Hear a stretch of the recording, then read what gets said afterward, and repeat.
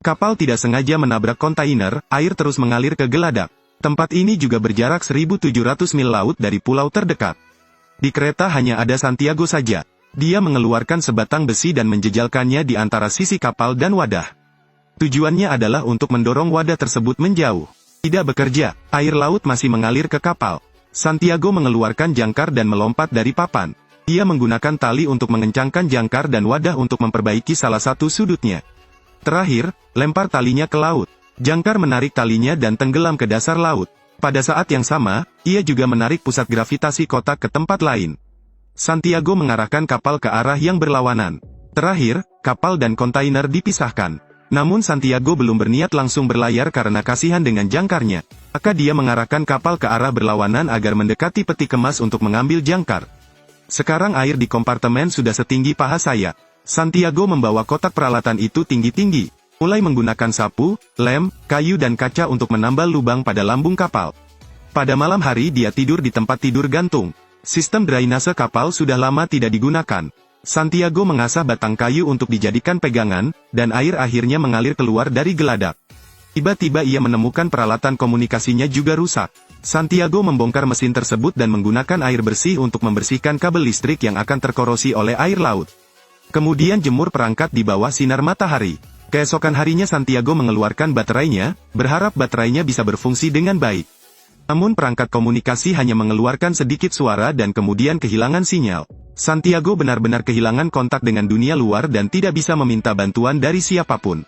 Dia berbaring di geladak dalam keadaan lelah dan kecewa. Dia mengangkat kepalanya dan melihat ke atas untuk melihat langit berwarna abu-abu. Sepertinya badai akan datang. Setelah malam badai, Santiago memanjat tiang kapal dan melepas layarnya. Ia harus memanfaatkan badai tersebut untuk menutupi kapal dengan layar kanvas. Santiago menghindari satu malam lagi, dia mengisi botol itu dengan air bersih. Kemudian ganti dengan pakaian apung Anda, lalu gunakan kail dan tali pancing untuk memasang diri Anda dan layar kanvas di satu tempat. Santiago naik ke geladak. Di luar sedang hujan dan berangin. Bahkan sebelum dia sempat membuka layar yang menutupi geladak, gelombang besar menghempaskan lelaki tua itu ke laut. Santiago yang berusia 83 tahun jatuh ke laut. Ia meronta terus-menerus, namun untungnya ada tali yang diikatkan di badannya agar tidak tersapu ombak laut. Santiago berpegangan pada tali itu dengan sekuat tenaga dan naik ke kereta untuk melarikan diri seumur hidup. Seluruh lambung kapal mulai bergetar hebat. Orang tua itu melihat melalui jendela samping kapal dan menemukan bahwa kapalnya telah terbalik. Jadi dia menyelam kembali ke laut dan menggunakan tali untuk memperbaiki layar yang baru saja hancur karena badai. Pegang erat salah satu sisi pagar dengan kedua tangan agar kapal dapat berdiri tegak. Setelah serangkaian operasi, Santiago kembali ke kapal tetapi kakinya tidak stabil. Akibatnya, ia tidak sengaja menabrak tiang kapal dan terjatuh ke atas sofa, tak sadarkan diri. Saat dia bangun, air laut sudah mencapai sofa. Sesaat kemudian, sampai ke dada Santiago. Santiago memutuskan untuk meninggalkan kapal dan mengeluarkan perahu pontonnya. Ia sengaja mengikatkan salah satu ujung tali tipis ke perahu ponton. Ujung lainnya diikatkan pada pagar kapal. Santiago melemparkan perahu pontonnya ke tengah laut lalu menggunakan tenaganya untuk menarik talinya. Perahu ponton tiup otomatis terbuka. Santiago berhasil menarik pontonnya sedikit lebih dekat ke kapal lalu melompat turun. Terakhir, kencangkan tali pengikat kantong tidur. Untungnya, di tengah hujan badai yang deras, Santiago menemukan tempat untuk menginap. Setelah malam yang berat, keesokan harinya Santiago membuka kanvas untuk melihat keluar. Untungnya kapal tersebut belum tenggelam seluruhnya. Dia menyelam ke dalam kompartemen kapal yang banjir untuk mencari beberapa perbekalan. Beruntung menemukan tinktur dan perban beriodium. Santiago hanya membalut luka di keningnya dan kembali ke Sekoci. Dia duduk tidak jauh dari situ, menyaksikan kapalnya perlahan tenggelam. Di tengah laut, hanya tersisa perahu ponton kecil yang membawa segala harapan Santiago. Orang tua itu mulai menghitung barang-barangnya. Setelah koper terakhir dibuka, terdapat alat kecil yang digunakan untuk mengamati astronomi dan kapal di dalamnya.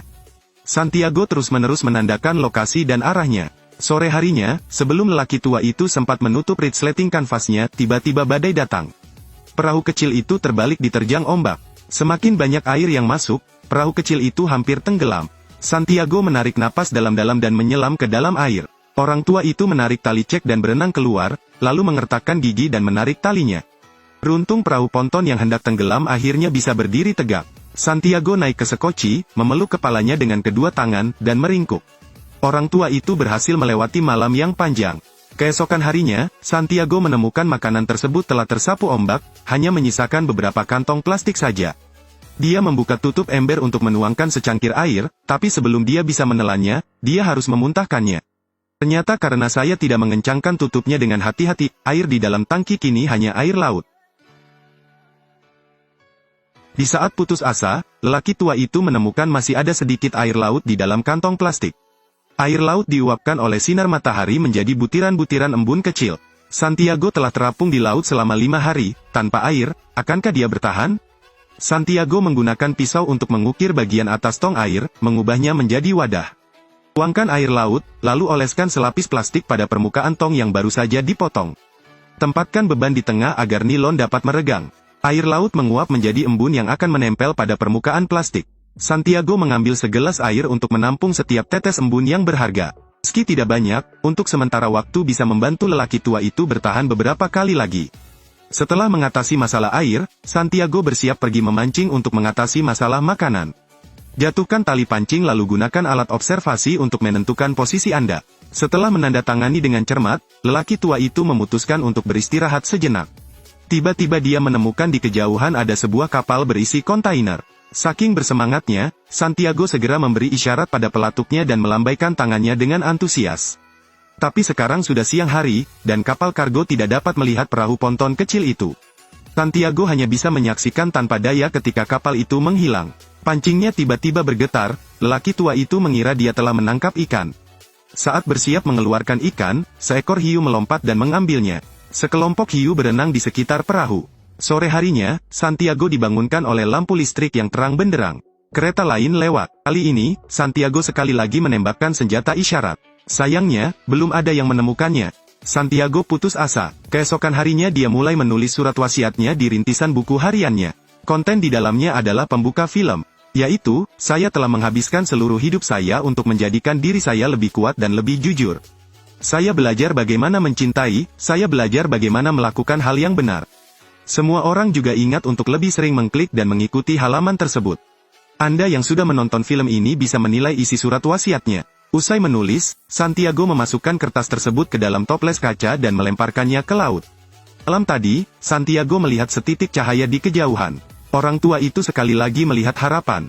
Tapi sekarang sudah tidak ada lagi senjata sinyal. Santiago merobek setiap lembar kertas dari buku hariannya dan meremasnya menjadi bola-bola dan melemparkannya ke wastafel. Langkah selanjutnya adalah menyalakan korek api dan menyalakan api. Membakar seluruh api juga mulai membakar lebih kuat. Santiago melambaikan tangannya kuat-kuat, berharap kapal di kejauhan bisa melihat api yang menyala-nyala. Tiba-tiba api tak terkendali, membakar kantong plastik tersebut dan mulai menjalar hingga ke ponton perahu.